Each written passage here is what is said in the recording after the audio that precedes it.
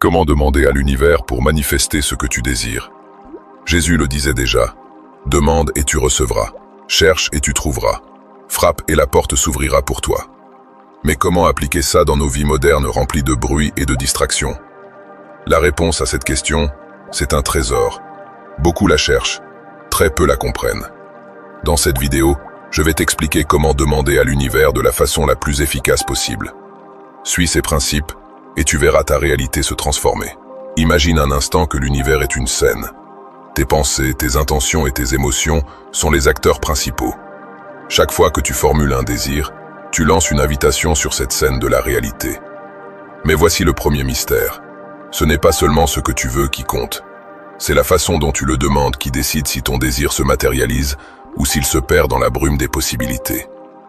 Quand tu t'apprêtes à demander à l'univers, tu dois tenir compte de 3 choses principales. Premièrement, les mots que tu choisis. Les mots sont des pinceaux. Ils peignent la toile blanche de ta réalité. Chaque mot que tu prononces en formulant une demande est un coup de pinceau. Mais tous les mots n'ont pas le même pouvoir. Certains éclairent ton chemin, d'autres l'assombrissent sans que tu t'en rendes compte. Si tu utilises des termes vagues, négatifs ou basés sur le manque, tu envoies des signaux confus à l'univers. Par exemple, au lieu de dire « je ne veux pas être seul », dis « je désire une relation amoureuse et significative ». Tu sens la différence? Les mots infusent ta demande avec une émotion. « Je désire être heureux » reste abstrait. Mais si tu dis « je désire ressentir de la joie et de la gratitude dans ma vie quotidienne », tu injectes directement une vibration précise dans ta demande. L'univers ne répond pas seulement aux mots, mais à l'énergie qu'il transporte. Chaque mot que tu choisis est un pas dans le processus de co-création. Alors la prochaine fois que tu demandes quelque chose, prends un moment. Choisis tes mots avec soin. Ce ne sont pas de simples phrases. Ce sont des graines que tu plantes dans le jardin de ta réalité. Deuxièmement, sois clair et précis. Imagine que tu es au restaurant et que tu dis « je veux quelque chose à manger ». C'est flou. Le serveur pourrait t'apporter n'importe quoi. C'est exactement ce qui se passe avec l'univers. Plus tu es précis, plus l'énergie que tu envoies est définie. Je veux un travail est vague. Je veux un travail qui me permette de grandir professionnellement et de travailler dans un environnement collaboratif est beaucoup plus clair. À chaque fois que tu demandes, imagine que tu envoies un télégramme urgent. Chaque mot compte. Évite les détours, évite les détails inutiles.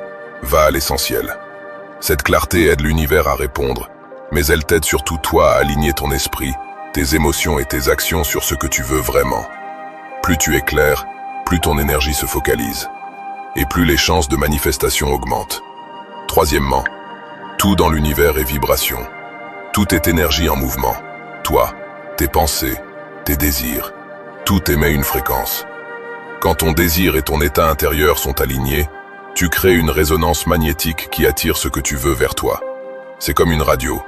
Si tu es sur la bonne fréquence, tu captes la bonne station. Tu peux désirer l'amour et le bonheur, mais si tes pensées quotidiennes sont pleines de doutes, de peur et de négativité, ta vibration est en contradiction avec ce que tu demandes. L'univers répond à ta vibration réelle, pas à tes mots superficiels. Si tu désires la prospérité, ta vibration doit refléter la confiance et l'abondance.